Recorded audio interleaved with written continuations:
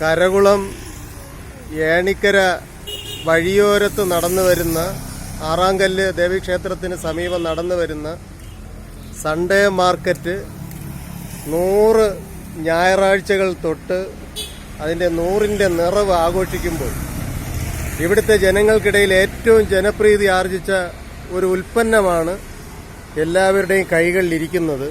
ഇത് മറ്റൊന്നും അല്ല, നന്ദിയോട് സർവീസ് സഹകരണ ബാങ്കിന്റെ അഭിമാന ഉൽപ്പന്നമായ വെളിച്ചെണ്ണയാണ്. മായം കലരാത്ത ഈ വെളിച്ചെണ്ണ വാങ്ങുവാൻ തന്നെ 100 ചന്തകളായി നിരവധി പേരിവിടെ എത്തുന്നുണ്ട്. നിരവധി പേരുടെ അടുക്കളകളിലെ പാചക കൂട്ടായി ഇത് മാറുകയും ചെയ്തിട്ടുണ്ട്. മായം കലരാത്ത വെളിച്ചെണ്ണ, നന്ദിയോട് ബ്രാൻഡ് വെളിച്ചെണ്ണ നമുക്ക് സമ്മാനിക്കുന്ന നന്ദിയോട് സർവീസ് സഹകരണ ബാങ്കിന്റെ പ്രസിഡന്റ് ശ്രീ പേരേശ് സാറ് 100ാം ചന്തയുടെ ആഘോഷത്തിന്റെ ഭാഗമായി ഇവിടെ എത്തിയിട്ടുണ്ട്. സാറിപ്പോൾ നമ്മളോട് സംസാരിക്കും. നന്ദിയോട് സർവീസ് സഹകരണ ബാങ്കിന്റെ ഏറ്റവും മികവുറ്റ ഒരു ഉൽപ്പന്നമാണ് അവിടുത്തെ കോംപ്ലക്സിൽ കോർഡിനേറ്റ് കോംപ്ലക്സിൽ ഉത്പാദിപ്പിക്കുന്ന വെളിച്ചെണ്ണ. 3 ഫിൽറ്റർ കഴിഞ്ഞ് ഏറ്റവും മെച്ചപ്പെട്ട നിലയിൽ ഭക്ഷ്യ എണ്ണ നമ്മുടെ ജില്ലയിൽ, അതുപോലെ തന്നെ തൊട്ടടുത്ത കൊല്ലം ജില്ലയിൽ, അതുപോലെ തന്നെ കോട്ടയം, മറ്റ് മേഖലകളിലെല്ലാം തന്നെ ഏജൻസികളിലൂടെ നമ്മൾ എത്തിക്കുന്നുണ്ട്. ഒരു ദിവസം 26,000 തേങ്ങ പ്രോസസ്സ് ചെയ്ത് കിട്ടുന്ന വെളിച്ചെണ്ണയാണ് ഈ തരത്തിൽ നമ്മൾ വിറ്റുകൊണ്ടിരിക്കുന്നത്. നമ്മുടെ ഈ വെളിച്ചെണ്ണ വലിയ തോതിലുള്ള അംഗീകാരമാണ് ഇപ്പോൾ ലഭിച്ചുകൊണ്ടിരിക്കുന്നത്. ആളുകളുടെ ഇടയിൽ നല്ല അംഗീകാരം ഇപ്പോൾ ഉണ്ട് എന്നുള്ളത് തീർച്ചയായും അഭിമാനകരമാണ്.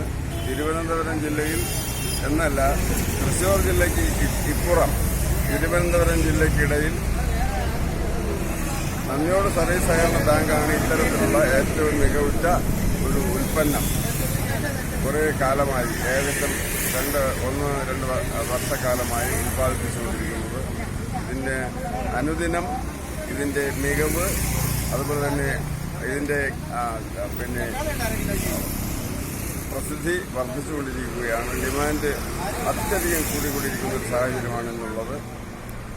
ഈ ചന്തയിലൂടെ, കരകുളം മേഖലയിലുള്ള ചന്തയിലൂടെ ഈ സാധനം വലിയ തോതിൽ വിൽപ്പന നടത്തുന്നു എന്നുള്ളത് തീർച്ചയായും അഭിമാനകരമാണ്. ഇവിടുത്തെ ഈ നാട്ടിലെ ജനങ്ങളെ അഭിനന്ദിക്കുകയാണ് ഈ സന്ദർഭം. നന്ദിയോട് വെളിച്ചെണ്ണ ഇല്ലാത്ത സൺഡേ മാർക്കറ്റില്ല. വെളിച്ചെണ്ണയ്ക്ക് മാത്രം വരുന്നവർ തന്നെ ഈ ചന്തയിലുണ്ട് എന്നാണ് വിചാരിക്കുന്നത്. 100 ചന്തകളിലായി എത്ര കിലോ എണ്ണ നമ്മുടെ ഇവിടെ നിന്ന് വിറ്റ് പോയിട്ടുണ്ടാകും? നമുക്ക് ശരാശരി ഒരു 5 കിലോ എണ്ണ എല്ലാ ആഴ്ചയിലും ഏറ്റവും കുറഞ്ഞു. അങ്ങനെ 500 ലിറ്റർ എണ്ണ ഇതുവരെ പോയിട്ടുണ്ട്. അപ്പൊ എന്താണ് ജനങ്ങളുടെ അഭിപ്രായം? അല്ല, അവര് ഇത് ഒരു പ്രാവശ്യം ഉപയോഗിച്ച് കഴിഞ്ഞാൽ പിന്നെ അവര് മറ്റ് എണ്ണ മേടിക്കുന്ന സംഗതി ഇല്ല. ആദ്യം ഈ എണ്ണ വാങ്ങാൻ ഒരു വിമുഖത ഉണ്ടായിരുന്നു. കാര്യം അവർ അല്പം പൈസ കൂടുതലാണ്. നമ്മള് മാർക്കറ്റിൽ കിട്ടുന്ന സർക്കാരിന്റെ കേരയുടെ ഉൽപ്പന്നം അല്പം പൈസ കൂടുതലാണ്. പക്ഷെ ഒരു പ്രാവശ്യം ഉപയോഗിച്ച് കഴിഞ്ഞാൽ അതിന്റെ ഗുണമേന്മ മനസ്സിലാക്കിയ ആളുകൾ വീണ്ടും ഇത് തന്നെയാണ് മേടിക്കുന്നത്. ഇതിന് പ്രസിഡന്റ് കൂടി നമ്മളോട് ഉള്ളതുകൊണ്ട് ഒരു കാര്യം ചോദിക്കാം. ഈ എണ്ണയുടെ ഉപഭോഗം വളരെയധികം കൂടുകയാണ്. അപ്പോൾ ഇത് ആവശ്യം കഴിഞ്ഞതിന് ശേഷം, കാരണം പൗച്ച് വന്നിട്ട് പൗച്ച് ആരും വാങ്ങുന്നില്ല, കൂടുതൽ പേരും കുപ്പിയാണ് വാങ്ങുന്നത്. ഈ കുപ്പി തിരിച്ചെടുക്കാൻ എന്തെങ്കിലും ഒരു സംവിധാനം, സമഭാവന ആലോചിക്കുന്നുണ്ടോ? കുപ്പി ഒരു പ്ലാസ്റ്റിക് ഉൽപ്പന്നമാണ്. അത് നമുക്ക് പ്രകൃതിക്കൊരു ദോഷം ഉണ്ടാക്കുന്നതാണ്. കുപ്പി തിരിച്ചു തരുന്ന ഒരാൾക്ക് ഒരു രൂപ കുറച്ച് കൊടുക്കുക എണ്ണയ്ക്ക്. എന്നിട്ട് ഇത് തിരിച്ച് സൊസൈറ്റിക്ക് കൊണ്ടുവന്നാൽ സൊസൈറ്റിക്ക് തിരിച്ചെടുക്കാൻ പറ്റുമോ സാർ? ഈ കുപ്പി തിരിച്ചെടുത്തു കഴിഞ്ഞാൽ ഇതിന്റെ അവശിഷ്ടം മറ്റേ കുപ്പിക്കകത്ത് തങ്ങി നിൽക്കും. ഈ ക്വാളിറ്റിക്ക്, എണ്ണയുടെ ക്വാളിറ്റിക്ക് വ്യത്യാസം വരും. അത് ഒരു കാരണവശാലും ക്വാളിറ്റിക്ക് വ്യത്യാസം വരുന്ന നമ്മൾ കോംപ്രമൈസ് ചെയ്യാൻ തയ്യാറല്ല. അതുമാത്രമേ റീസൈക്കിൾ ചെയ്യുമ്പോഴേ ഈ ഇതിനുണ്ടാവില്ല. ഇപ്പൊ സൺഡേ മാർക്കറ്റിലും ഗ്രാമചന്തകളിലും നന്ദിയോടിന്റെ മുഖചിത്രം എന്ന് എന്നെ വിശേഷിപ്പിക്കാവുന്ന രീതിയിൽ പ്രവർത്തിക്കുന്ന ഒരു വ്യക്തിയാണ് ശ്രീജിത്ത്. ഇവർക്കൊക്കെ യുവശ്രീ കർഷക പുരസ്കാരങ്ങൾ തന്നെ കൊടുക്കണം. ഇവർ കാരണം കർഷകർക്ക് ഒരുപാട് നേട്ടം ഉണ്ടാകുന്നുണ്ട്. ശ്രീജിത്തെ 100 ചന്തകൾ, ശ്രീജിത്തിന്റെ കാറ്, ശ്രീജിത്തിന്റെ ഭാര്യ, ശ്രീജിത്തിനോടൊപ്പം കുറെ കർഷകർ. ഈ 100 ചന്തകൾ ഈ ഇവിടെ പിന്നിടുമ്പോൾ ശ്രീജിത്തിന് എന്താണ് ഈ കാർഷിക ലോകത്തോട് പറയാനുള്ളത്? കാരണം ഇതേപോലുള്ള ചന്തകൾ സിറ്റിക്കകത്ത് വന്നു കഴിഞ്ഞാൽ കർഷകർക്കെല്ലാം നല്ല വിലയും കിട്ടും.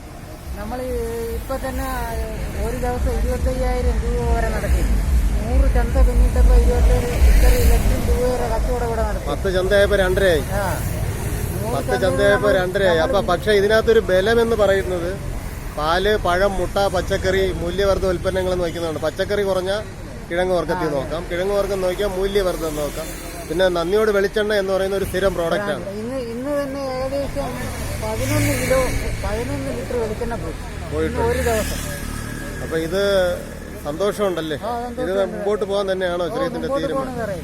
അപ്പൊ എന്തായാലും സമഭാവന റെസിഡൻസിന്റെ ഒരു കൂട്ടായ്മയിൽ ഇപ്പൊ തന്നെ ഒരു 8 പേരോളം സമഭാവന റെസിഡൻസിൽ നിന്ന് ഇതിനകത്തുണ്ട്.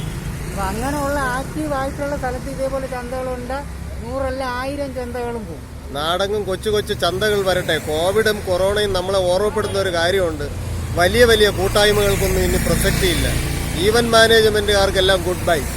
കൊച്ചു കൊച്ചു ഗ്രൂപ്പുകൾ വന്ന് വലിയ വലിയ നേട്ടങ്ങൾ ചെയ്യുന്ന ഇത്തരം ചന്തകൾക്കാകട്ടെ ഇനി വരും നാളിൽ പ്രസക്തി. ഇത് 100ന്റെ നിറവും കാർഷിക കേരളത്തിന്റെ തികവുമാണെന്ന് നമ്മൾ സവിസ്തരം അഭിമാനത്തോടെ പ്രഖ്യാപിക്കുന്നു.